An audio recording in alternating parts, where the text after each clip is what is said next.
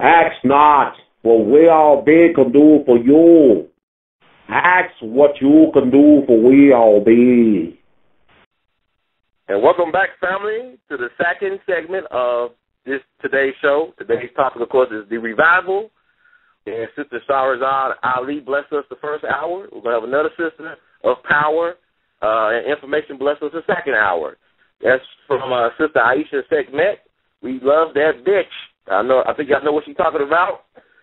We all be jonesing for that bitch. Let's get into this next segment.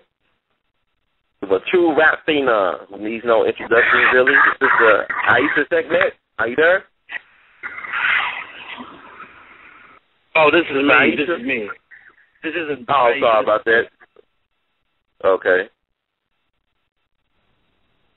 Is this Sister Aisha? It is. Hi. I was confused. I was thinking about A.L.L. I didn't recognize the area code. How you doing? I'm great. How are you? It's an honor to have you on. I am blessed and highly favored by somebody. It's not white Jesus.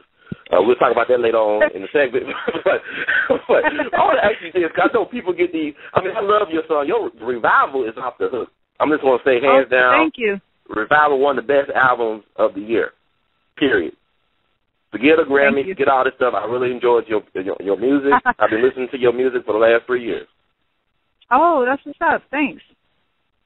Yeah, it's an honor. But I want to ask you this, because I know people ask you this all the time, because we got to talk about this. We live in the land of white supremacy. Do you hate white people? I hate fake people. You hate fake people. That's a great answer. What about, are you homophobic? I hate fake people. I don't hate anybody. I just like people to be real and be honest, but we don't live in a real honest society. And because I'm not gay, I can't.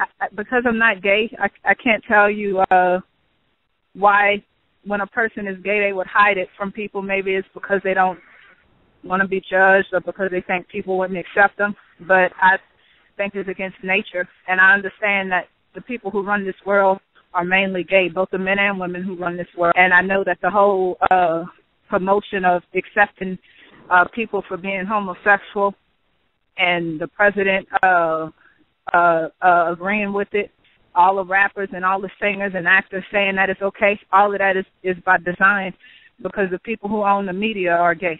The people who run entertainment are gay. The banking and financing industry is ran by homosexuals. The government is ran by homosexuals. So it's not like they're in their corner trying to be cheerleaders for the homosexual community. It's them who run the world. But the average person that watches the news or listens to the radio, they don't know that it's ran by homosexual people. They just think that is a whole a program of inclusion that's going on, and that's not the case. So I don't like when homosexual people are very militant. That's what I don't like. The reason I asked you that, because it's a miracle then you get your message out like the way you do, because you got a fan base all over the place. You know, people from different parts of the world. Yeah, I'm surprised people listen, because we're in a very interesting time in society right now. So I'm surprised that people are even deprogrammed enough to even listen to me without looking at it as I'm an angry black female and I hate people. And you know what I think about? I think when people get that from you being an angry black female or that you hate people, is that your style is it's a throwback style. It's very direct and confrontational. It's like a throwback style. Like, people are not used to having things made plain to them. I mean, people are so used to saying they're deceived and hiding things out in public space, but you actually, you don't waste any time. You just get it out there. I think it's really my personality. Okay. I think it's really my personality, and I've never been groomed by somebody in the music industry to control who I really am and give people a illusion. I'm not coming out with some kind of, with an illusion or some kind of, how would you say it? Like, okay, so if you look at Nicki Minaj, you know that they dressed her up to appeal to females who are focused on image, or focused on stupid Barbie, La La Land bullshit. So you can look at her and see that she's been manufactured to be marketed to a certain demographic of people. I'm just me. I just sit down and write and go record it. That is nobody. I'm not being controlled. It's just me, you know. I want to ask you this, because I'm very curious when I'm hearing you talking and also just listening to your music for a while. How can a person like you exist? Where you come from? Like, what's your backstory? I'm just a regular motherfucker. I'm the girl that you grew up with down the street in the black neighborhood. I don't know. I'm just Aisha. I've done it all. I definitely don't judge people because I know who I was 7 years ago. I know who I was 12 years ago. 12 years ago, I did porno. So I know where I came from. I'm not different than nobody else. I've been the person that somebody come to and give you a Malcolm X book and you tell them you get mad or tell them go back to Africa. That was me. So I don't know how I don't know how I really woke up. It just was gradual. But somebody had to come to me and, you know, give me the truth, open up the door and tell me, hey, this is knowledge. This is what happened before black people came to America or whatever. But I didn't reject it 100%. I always did love reading books. I always did looking. I liked looking underneath the surface of things. But I wasn't. When I grew up in, like, you know, poverty, I wasn't taught to be an independent thinker. I wasn't taught to be analytical. I didn't grow up in an intelligent family, so. You know, I didn't even know a conscious community existed until about 2008, and that's really because of the Internet. But the person that came to me years ago, like around Katrina, had showed me, what's his name? What's the man's name that does the tours to Egypt? Anthony Browder? Tony Browder? Not him? Okay. KimAtNu.com. Okay. KimAtNu.com. I forgot his name, but somebody a long time ago had showed the website to me, and this was like right before Katrina, around 2005, 2004, and he showed me the Sphinx, and he was like, don't that look like a black person? I was like, I had never seen the Sphinx statue before. And I was like, yeah, it looks like black people. Then he showed me the statues. This was before the Internet was even popular. He was like, why do you think the nose is chopped off on the statues? You know, that the Egyptian statues. And I was like, I don't know. I said, to hide that they black? You know, just little small things like that. But then years went by, and instead of me getting more into learning in African history, I went totally backwards. And then I don't know what happened for me to arrive at the place that I am now. But I'm glad that I went through all of those phases because I wouldn't know what I know now. Yeah, I'm definitely glad. I'm glad that I didn't grow up in a African-centered household. Or I'm glad I didn't grow up around people who call themselves conscious. I'm glad I grew up in ignorance. I'm glad I grew up in a house with drug addicts. I'm glad because I see the world. I think I'm a better person mentally now because of all the stuff I grew up around. Oh, that's fascinating. I mean, that's definitely fascinating. I know it's one thing about black people, historically speaking, and all the way up to the present day. We are very good at reinventing ourselves. We know how to reinvent ourselves. You mentioned Malcolm X. You talk about your own life story.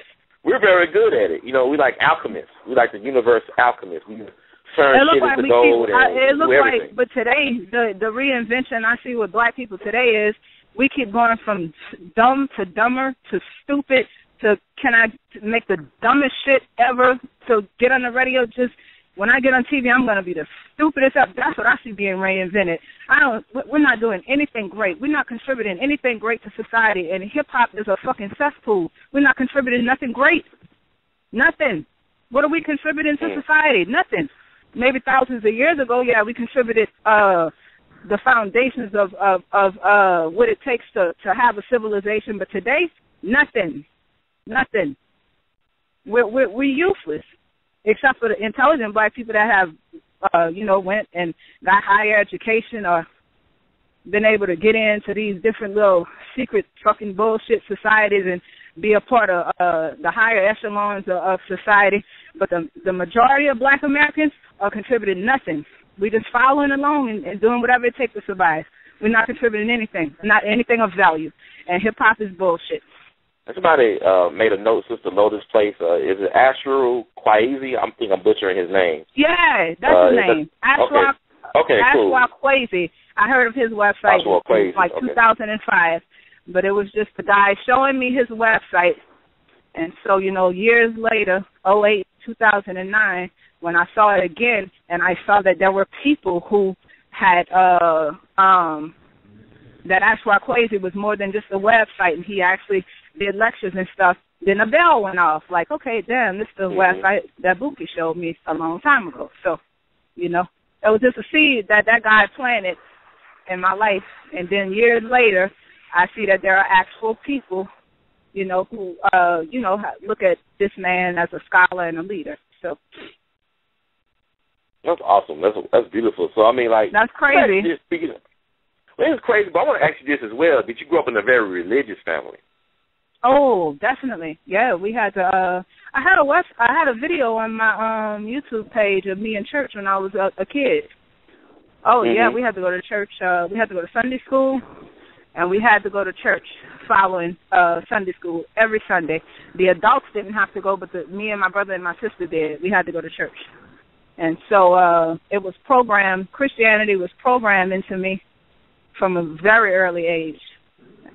And they didn't know any better. My grandmother didn't know any better. So when you say, like, the more ignorant people are, the more religious they are, do you think that's a trend? Do you think that's a connection? I don't know. It's like you can see white people that start churches, white people that are Christians on your job. And they, they're okay. They, might believe in God. You might meet Asian people or Hispanic people. But when it comes to us, Christianity has just done something to us to keep us. It has affected black people more, and we are more. What would be the word? We take it to the extreme, and that's because it was forced on us.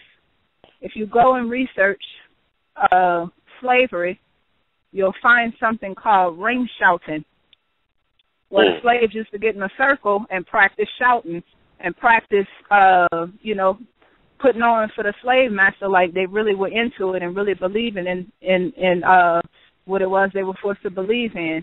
And so that's where the black church, the shouting part of the black church began on the plantation. They call it ring shouting, and you can look it up. But for us, I think we take it to the extreme because it was forced on us. As the centuries have gone by, we forgot that it was forced, and we just, ran with it. The gospel industry is $1 billion industry now. T.D. Jakes could fill an arena. Have you ever seen this movie called Goodbye, Uncle Tom from the 70s? No, I never saw it. It's an interesting movie. It's a slavery movie. It takes basically historical figures and diaries from that era. And it's very graphic. I mean, people talk about Django and 12 Years a Slave, but it's really graphic. It actually started riots in certain communities like Harlem when it was, yeah. So it's online, though, but I was thinking about it. There was a scene in there that showed how black folks I like the book. I like the book, but I mean, the movie I'm talking about Goodbye, Uncle Tom. But yeah, 12 Years, have you seen 12 Years a Slave, the movie? Have you seen that 12 Years a Slave? No, I read the book 12 Years a Slave, and I saw the movie Goodbye, Uncle Tom. Okay, you have seen the movie Goodbye, Uncle Tom. All right. Well, there's a scene in there that you were talking about, like the ring shows, like how they show black folks or black slaves were worshiping back in at that time. But what were your thoughts about seeing Goodbye, Uncle Tom? I saw Goodbye, Uncle Tom a very long time ago, and the first time I saw it, I wasn't like interested in learning about slavery beyond what I learned in high school and middle school. So when I looked at it, I couldn't finish watching it. Because it was it's too real, it's too honest. Like when you look at the Django, it's really graphic. Right. But it's the truth. That's how it went, and it was worse than that. I've read slave narratives where the older people were interviewed in the South, and they talk about runaway slaves having to eat cooked dogs, getting their feet chopped off, but having to eat cooked dogs. Yes. It was a lot of horrible, cruel things going on that you'll never see in a Hollywood movie. So when you watch the Django and then you watch Goodbye, Uncle Tom, there's a major difference in that. And I think it's because Goodbye, Uncle Tom is like an independent movie. It's like kind of underground. The first time I watched it, I couldn't watch it. But you remember in the beginning, when they were sitting down at the table, the rich white people who owned the plantation, and the white man said, God is white. And they said, what? Mm-hmm. God is wide, and as long as God is wide, we shall rule, or whatever, you know. And they were setting the stage for the movie right there, giving you the foundation of what had kept black folks docile. And what kept them nonviolent, living in hell. Because God was white. And when God is white, looking just like your master, everything is okay, because he looks just like God. And on that note, you're good at segueing. I want to play your song from the revival called "I Killed Jesus," and I was gonna play that. And go from there. You set it up beautifully. You set it up well. You are a true artist. So we're gonna come back. We're gonna play "I Killed Jesus" by Sister Aisha Segment on We All Be Radio. And that was "I Killed Jesus" by Sister Aisha Segment, and this is the artivist on We All Be. All right, Sister Segment, are you there? I'm good. Yeah, so like this is interesting. You know, black folks love them some Jesus like we love fried chicken. So this is going. I know a lot of black folks. Because of that, we cannot ever have progress until that changes. I don't care what nobody say. You're gonna find yourself 100 years from now where you have no power and you have no economic power, no economic freedom because of that simple fact right there. So what have been some of the reactions from people when they hear the song "I Killed Jesus"? No, people say they say what they're supposed to say. What is the reaction supposed to be when you've been programmed to fear a cartoon?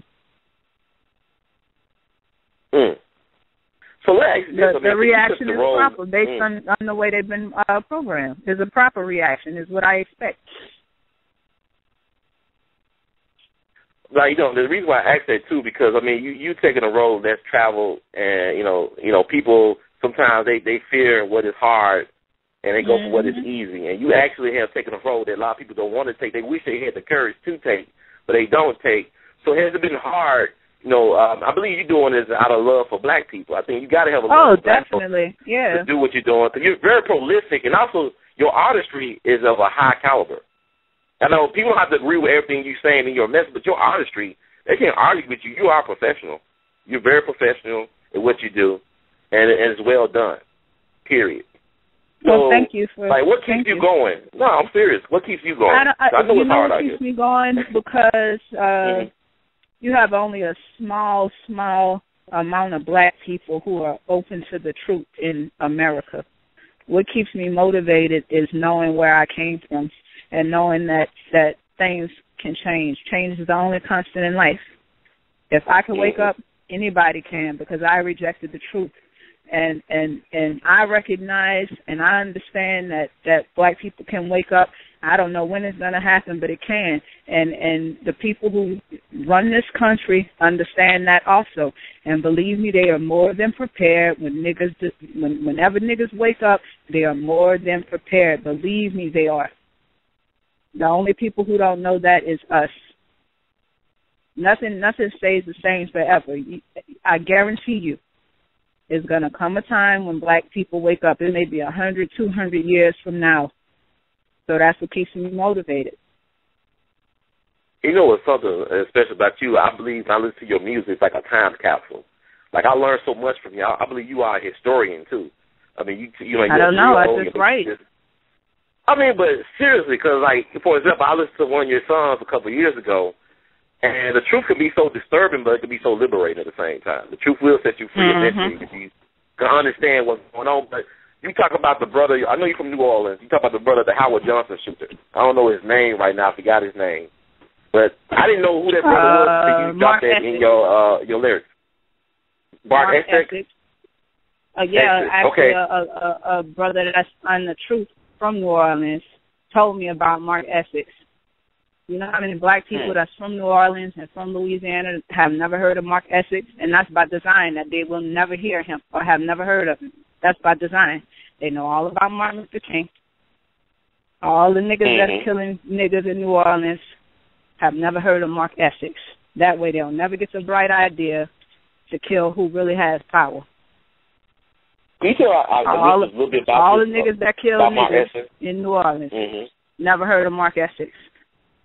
All the gangsters and thugs who killing each other. Can you tell our listeners a little bit about who this guy was and what he did? You got to wonder what was in his mind. You never know what had happened. You never know who had fucked with him, who had brought him to his breaking point. But he went on top of that roof and he let off rounds. He was pissed off. Who knows? That's why I say you never know when the niggers are going to wake up. It's all fun and games, and there's a party until the niggers wake up. And our masters know that. Yeah, you know what? It's interesting because when I hear you talk, I know you're from New Orleans, but it's like it's part of y'all tradition to, like, name drop and stuff like that. Because when you said that, I was thinking about another brother that went off in New Orleans named Robert Charles. Are you familiar with him? The New Orleans. No, I never heard of him. When was that? Oh, this was back in July 23rd, July 27th, 1900, New Orleans. He was getting harassed by the police. Police drew first, and he shot back. He killed about 6 or 7 white people. They had a riot for 4 days in New Orleans. I mean, it's a book called Carnival of Fury. It's not about black people getting guns and going to kill all the white people, because there's a small sector of white people in America who hate whites, who hate what's going on. It's about niggers waking up. And once the niggers wake up, nobody knows what's going to happen. They might go kill all our Uncle Toms. They might burn this bitch down. Who knows? I don't know. I don't know. Most of us, we wake up, and the small amount of us who have who are awake, most of us, and most we do is just read books and, you know, be in communion with each other and be online talking to each other or whatever. But you never know what's going to happen when the millions of niggas in America wake up. It might go down in a major, major way. And believe me, they are prepared. Oh, yeah, definitely. King Alfred playing Rex 84, like you already know. You talk about that in your lyrics. Believe me, they're prepared. Yeah. It was with Robert Charles. They actually made a song called "The Ballad of Robert Charles," but Bill Gordon. Robert, where did that happen? That happened like in a country town in Louisiana with the guy Robert Charles? No, it happened in New Orleans proper. It was New Orleans, the city. It was New Orleans riots of 1900, July 23rd to 27th, 1900. And you know the thing about it is he took a lot because like the white folks, kind of like with Mark Essex, they thought there was more than one shooter because he was just a sharpshooter. He was from Mississippi originally. And he was like a back-to-Africa type of brother. And these police officers were harassing him and his roommate while they're waiting for their girlfriends outside his home. And so the police officers drew first on him, and he shot back in self-defense. He ended up killing a couple more white people and ended up injuring a lot more. And, you know, it was a brother in the community that snitched on him where his location was. And they burned the house and they basically who you think snitched on that Turner? Exactly. But the brother who did the snitching got dealt with properly. They killed him the next week. But they the jazz musicians did a song called "The Ballad of Robert Charles." But Joe Morton, when he was getting interviewed by the Library of Congress, said they had to forget that song because it made white folks pissed off. White folks was pissed every time they heard that song because they thought that black people were cowards, that they wouldn't fight back. And this brother fought back. And he lost his life, but he fought back, and he was a folk hero in the black community. Ivy Wells wrote about it in her journal, in her newspaper, the Red Racket. You know, she wrote about it. But that's the thing, Bob said, like, I want to get your take on this because it's like it's a New Orleans tradition to memorize black history events that's not talked about in songs.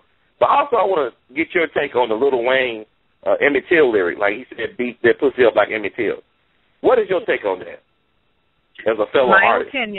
My opinion is of all the things Lil Wayne has talked about for what? Lil Wayne been rapping since about 95. I never heard Lil Wayne say Emmett Till. And in my opinion, maybe Lil Wayne said that because he know his fans don't know who Emmett Till is. Why would he say that? Oh, Lil Wayne has been rapping for over 15 years where he had a fan base since about 1995. Why would he say that? So all I can say is maybe Lil Wayne said that because he wants people to remember Emmett Till. Why else would he say it? Yeah, he was. But it seemed like he put it. It seemed like he disrespected him. But look at his fan base. Look at the mindset of people today who listen to Lil Wayne. Maybe he had to put it in that way. I don't know. That's what I think. I feel like you're on that, actually. I do feel like that, because he's not a dummy. By any means, like, you're not a dummy. I mean, you're very well-read. No, I don't think so. Listen at him. I think Lil Wayne is very intelligent, but of course he has to be the content of his music has to be controlled because he has the attention of too many people. Too many people. When you have the attention of a lot of people, they control you. Well, let me ask you this as well, because I know some people say, well, they will label you a conscious rapper, but people don't agree with your lyrics like your usage of the word nigger. A lot of folks, so-called conscious people, African-centered people have a problem with your use of words to get your message out. So what is funny. your take on that?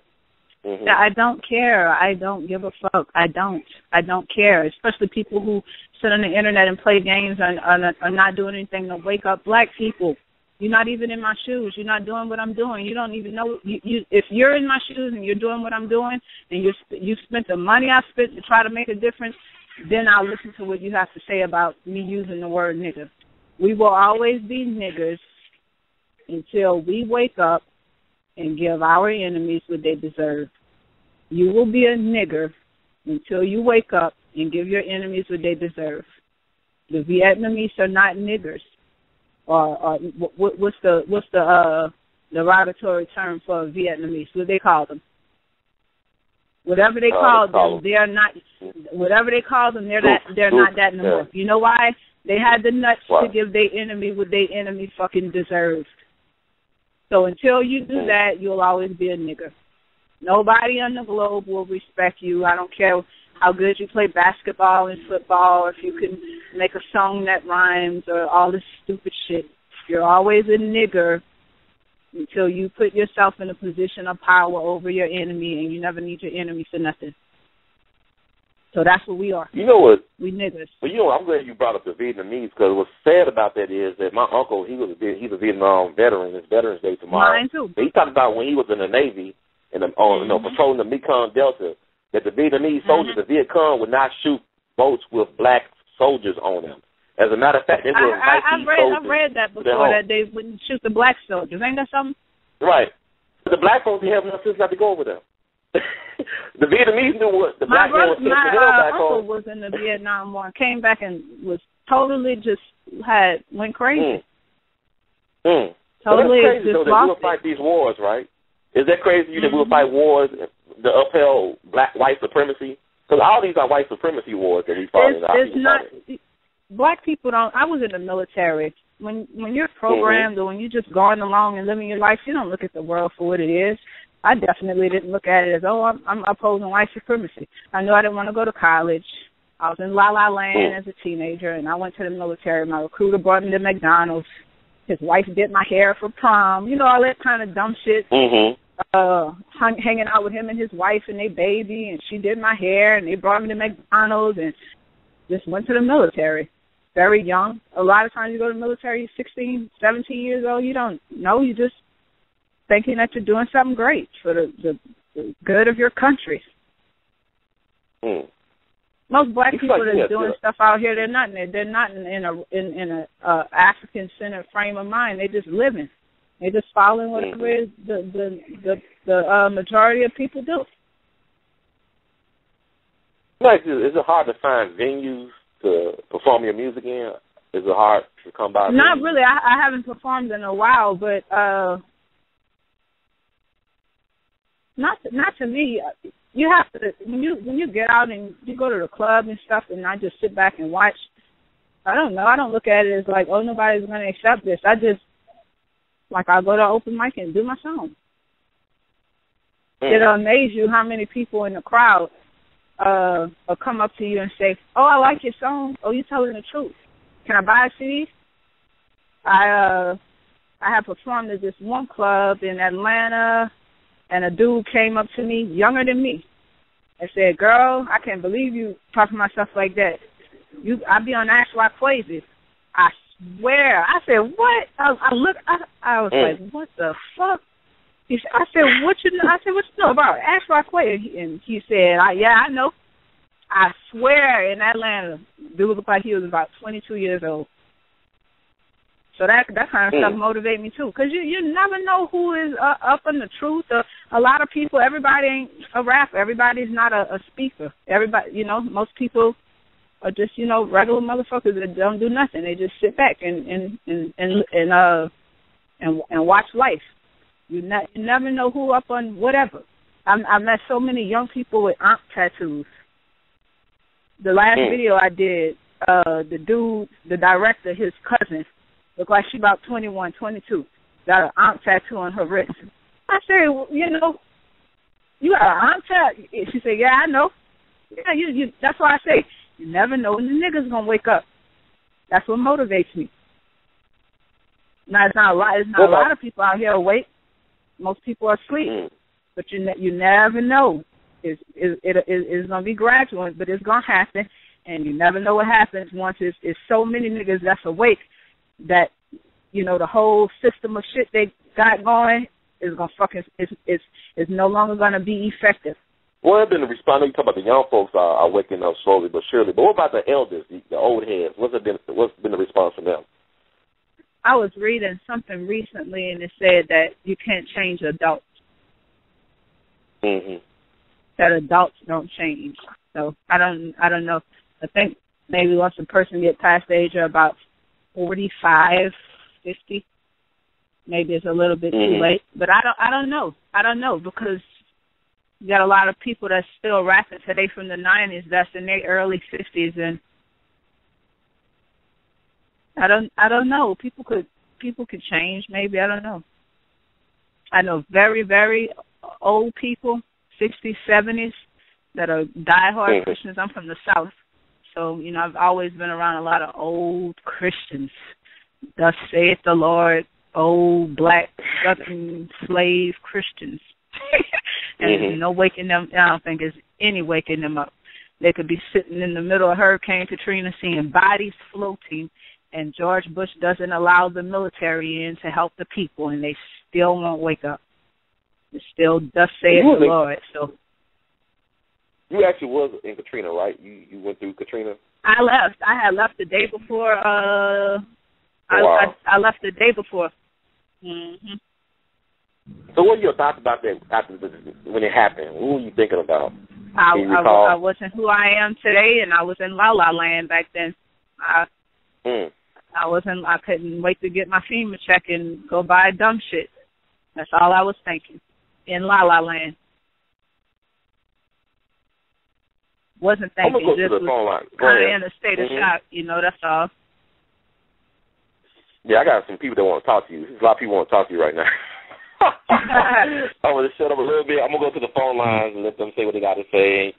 Because this is a lot. You're a very fascinating individual. I mean, you got a lot to say. And like I said, you do high-quality work. Regardless if people agree with what you're saying, the artistry is not disputed. You can't dispute that. I mean, it's top-notch.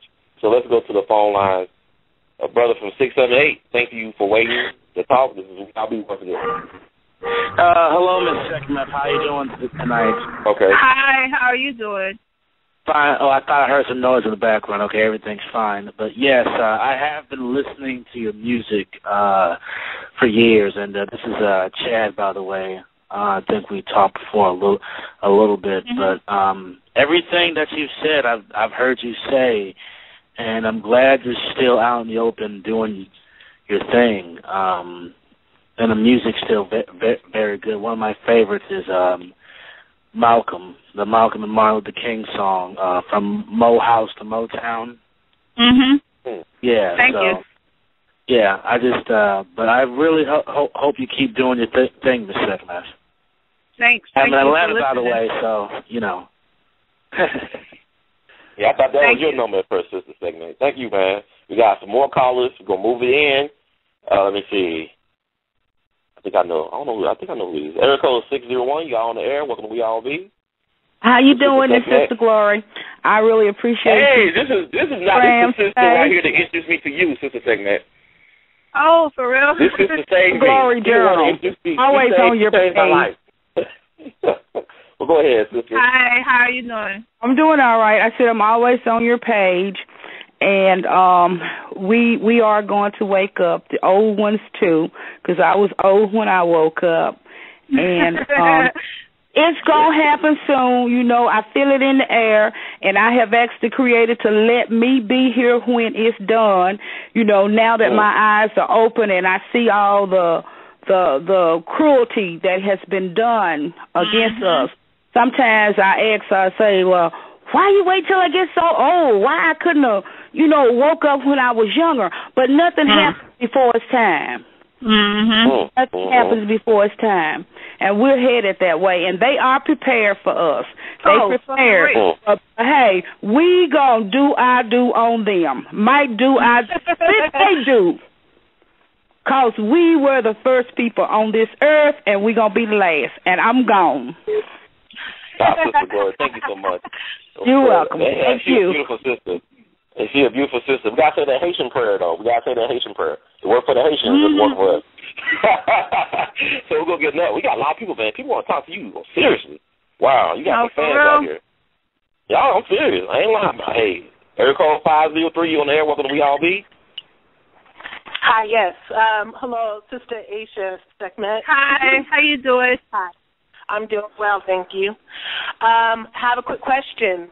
Do you follow Tommy Sotomayor, and what is your thoughts on him? Do you know who he is? That's a good question. Yeah, I've seen some of his videos, but I've never met him personally, so my opinion, I can only call it my opinion. Maybe, I don't know, maybe he's angry at black women. He's sick of seeing black people the way they are, and that's his approach to try to make a difference. I don't watch it anymore, though. I've watched several of them, and I'm like, okay, this is like, it's nothing that I can gain from watching this.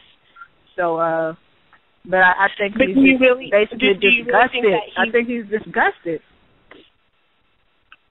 But do you really think that he really is about black empowerment and getting black women to wake up, even though I don't know. I don't know if he's. I don't know where he is as far as understanding the racism that exists today, understanding how white authority and power and supremacy works today. I don't know if he understands that black women, the majority of black women are programmed. I don't know if he understands that. That's why I don't get really angry about, I don't get too angry about black men and women, because I understand that they're programmed. Well, I do appreciate your music. I bought the Revival. Great music. Oh, thank you. Yes, ma'am. And it's nice to know that there's a contrast to the Tommy Sotomayor's. Because me personally, I don't feel that he's in the interest of building black people. I don't know. I would love, if I ever meet him, I would ask him. I really need to. I always ask people this. This lets me know how awake you are. Do you believe in Jesus? That lets me know how awake a person is. Hello, sister. You lay that out. You lay that out right there, and you see a lot of motherfuckers that run and duck and hide when you bring up white Jesus or black Jesus or whatever. Bring that up. Ask them if they believe in Jesus, and then all of the rest of the fucking curtain come back. Well, I haven't muted this sister. She's still out there. Sister, are you there? 503. Yeah, I'm here. You want to answer that question, or you just want to pass on that, plead the fifth? Because I never have seen him touch on the way black women are raising their children on Christianity, which is the religion of the slave master. I never see him touch on that. And the reason that black women are in such a fucked up, ignorant state of mind is that goddamn Christianity religion bullshit. Guarantee you, I stand on that firmly. That is a major reason for our ignorance, and he never talks about that. So that's why I stopped watching. Okay. Well, if you want me to answer that, I'll be happy to answer that. Do I believe in Jesus? I don't necessarily believe in a Jesus. I do believe in a spiritual higher being. I don't practice the religion. I don't practice the religion.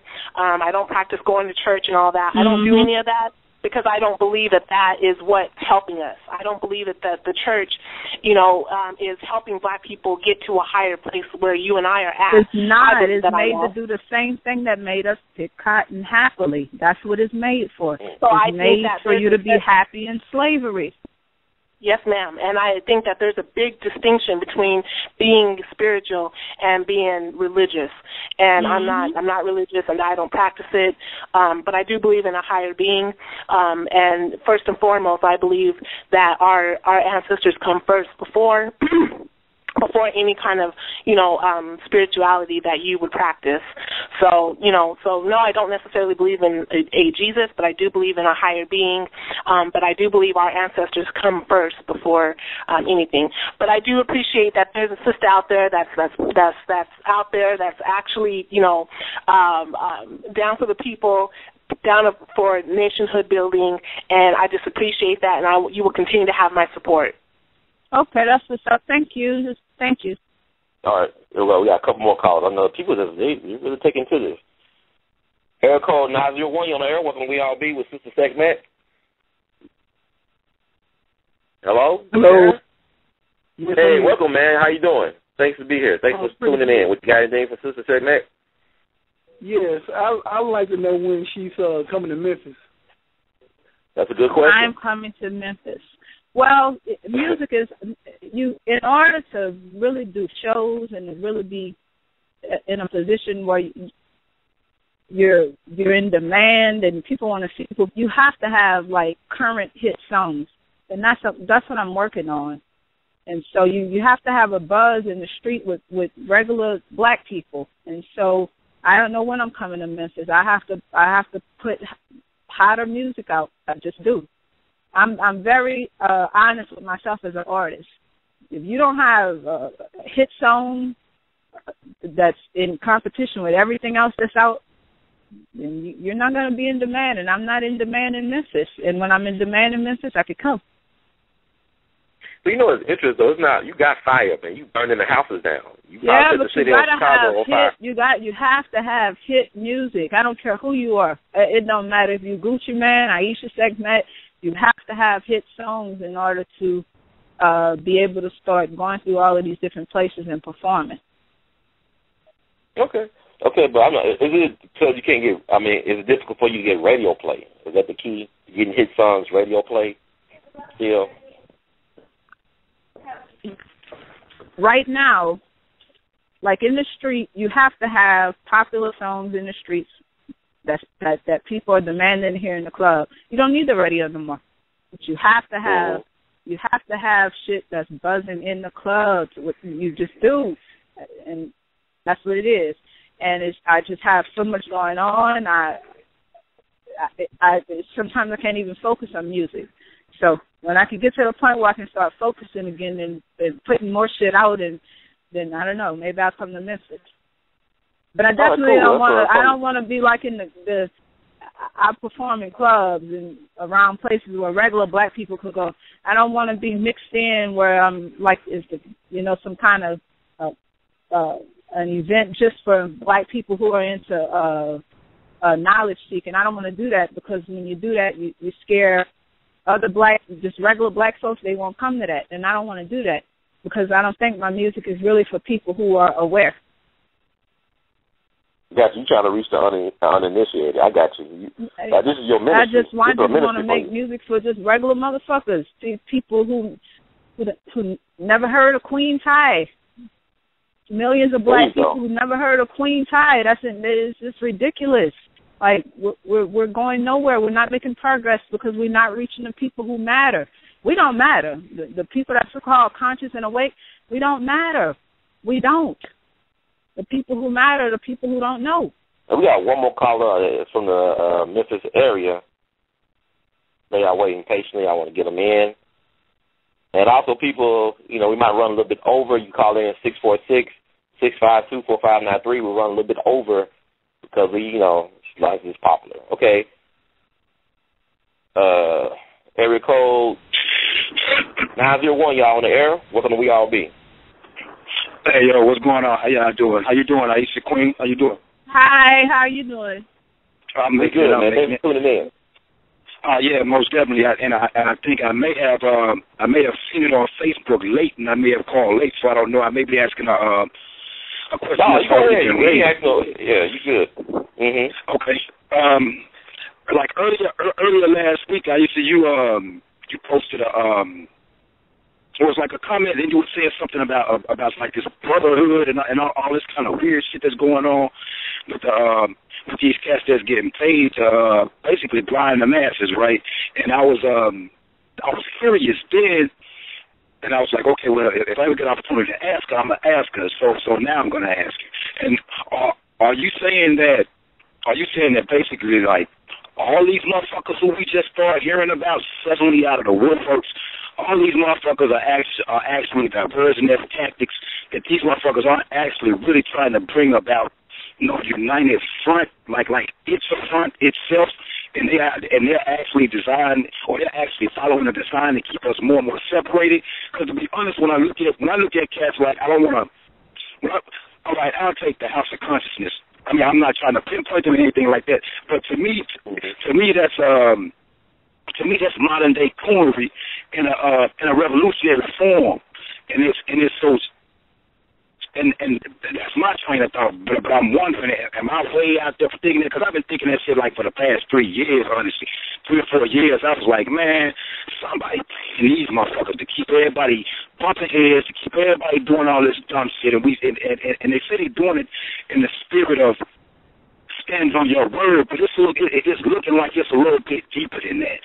You know what I mean? So by you probably, interacting or mixing and mingling, with, I guess, the part of the conscious crowd, because, I'm awake, but I don't fuck with them cats, because them cats full of shit, to be honest with you.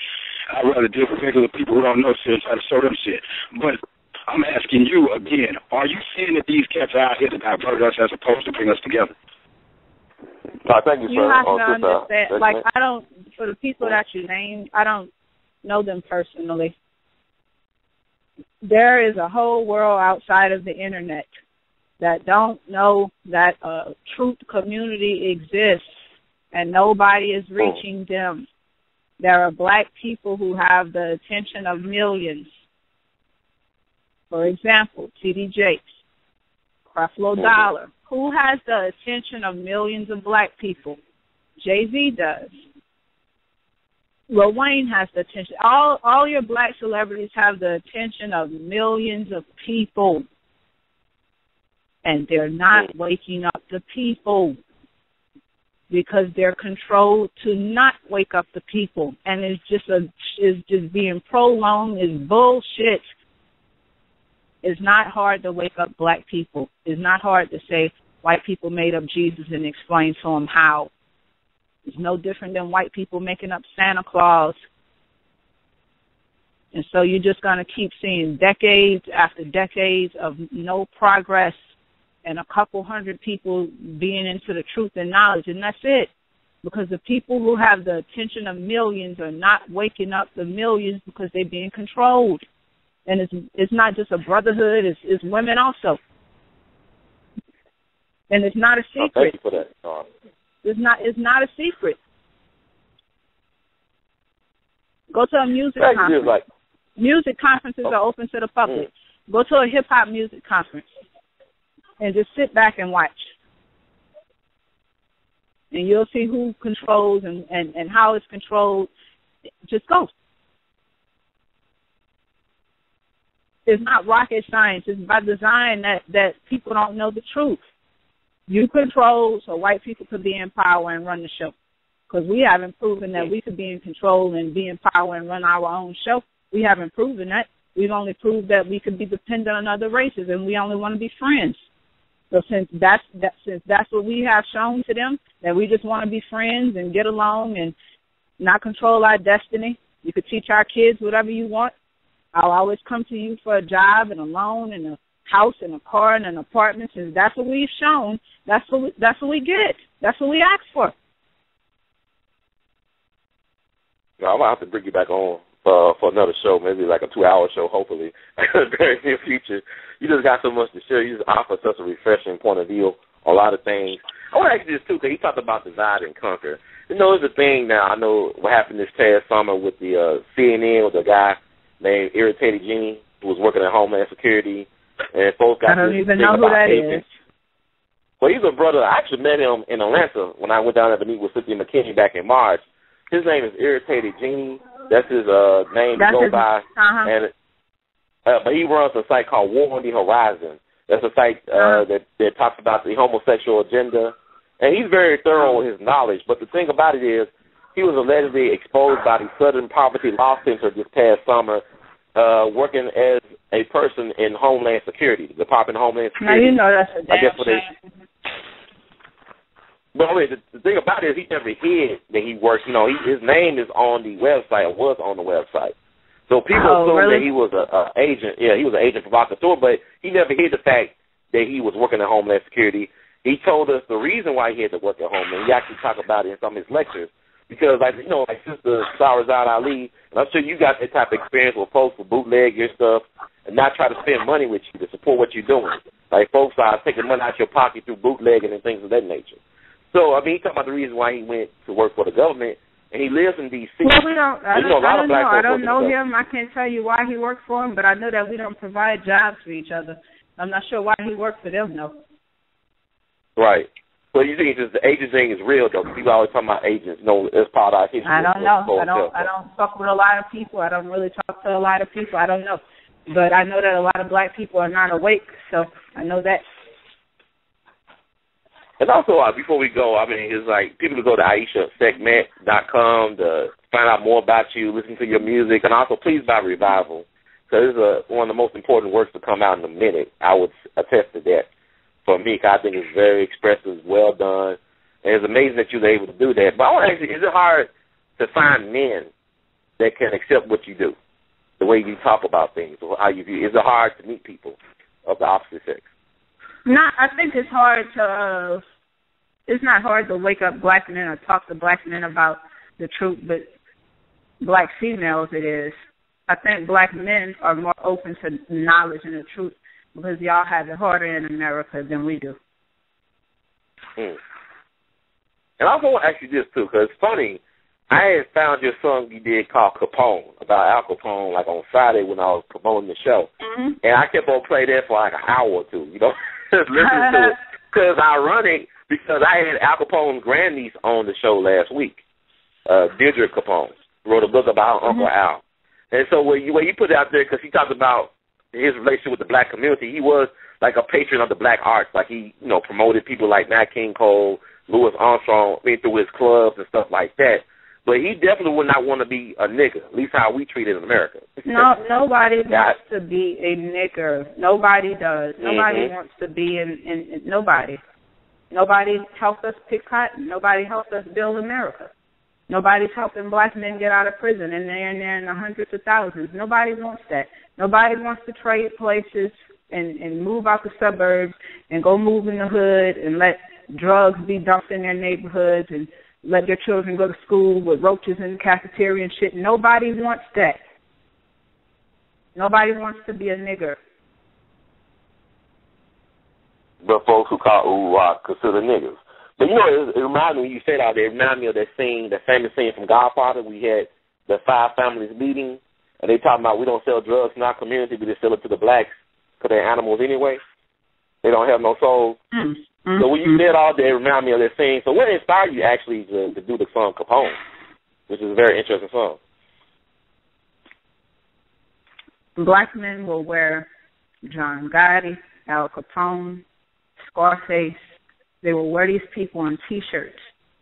They will name them. The rappers will name themselves after Italian mobsters, but you cannot pay them to make a song about Huey Newton, George Jackson, Fred Hampton, Khalid Muhammad. You cannot pay them. And I'm talking about your popular rappers and entertainers. They are ashamed. You cannot pay them niggas to say they Malcolm X. You can't. Wow. That's not heroes to black men. It's not. I don't understand it. I'm not a black man. I don't understand y'all fascination with being gangsters and being a mobster, and I don't know. Maybe that's just a male thing. I don't know.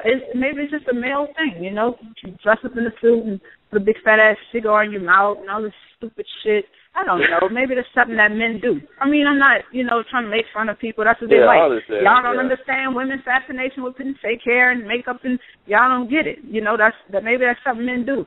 Well, God damn, why you motherfuckers can't put Malcolm X on a shirt? Why Rick Ross can't put Malcolm X on a fucking T-shirt and stand up in the video and you know, why? Why Jay-Z couldn't make a song called Malcolm X? And this motherfucker could rap about Tom fucking Ford. We're ashamed of our own race. We're ashamed of who we are. We don't want to be who we are.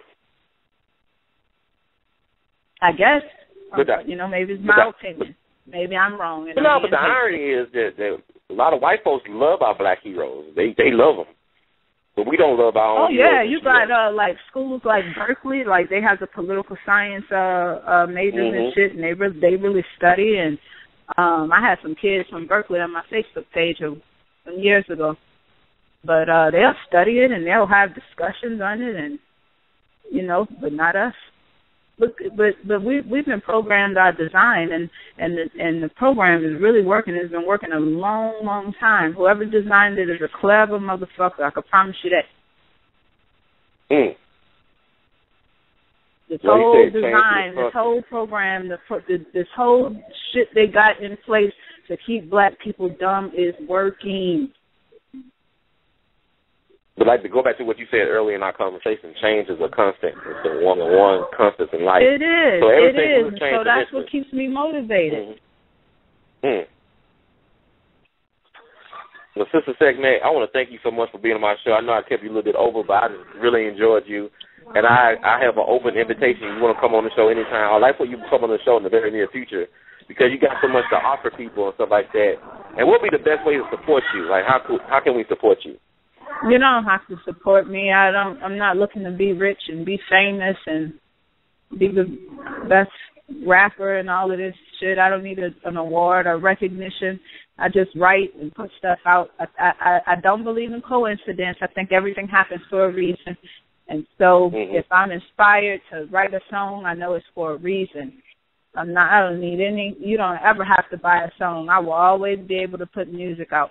That's how my life has been. I've never not been able to record. I'll be fine. I don't care if I go in a motherfucking closet. I'm going to be able to record. If it's fucking $15 an hour fucking homemade closet studio, I will be in that bitch with bells on, spitting some shit. So I'm good. I don't need a donation, nothing. Just thank you for listening. Just you listening lets me know that is meant to be. If two motherfuckers listen, that's all good. Yeah, I've been listening for a couple of years now. I really appreciate every listener. I want to ask you this, too. You talk about the students from Berkeley. Have you ever talked to any of your white fans? Because I know white folks buy your music, too. I definitely try to ignore them. Most of them are blocked off of my page because they try to come in and give us friendly, let's get along solutions to fucking genocide. What's another good word? Exploitation and genocide. And their friendly comments are, why don't you stop being racist? It happened in the past. I didn't enslave your ancestors. Oh, get the fuck out of here. Let's be friends. We're one human race. And so I block them immediately because I don't need friends. Believe me, I'm never thrown off by them being in suits and giving you a job and being nice and friendly. I know when they come down, they will murk your fucking ass when you wake up. Remember who they were when they hung you from trees. Remember. Don't let the suits fool you. Remember who hung your ancestors from trees. Remember what they're made of. Remember who's putting the dope in the community. They do it while you sleep, though. They do it while we sleep. They don't wait till we wake up. They might do that for their own kind, right? But no, I appreciate you so much, Sister Segment. And it's like AishaSegment.com. People will find out more information about you, how to listen to your music, look at some of your wonderful videos. You are a true perfectionist, and I know you don't believe in religion, but this is your ministry. This is your calling. This is your purpose. I'm glad you're doing what you're doing. And we love you madly. I really do mean that. I love y'all too. I love y'all. That's why. That's my reason for doing it.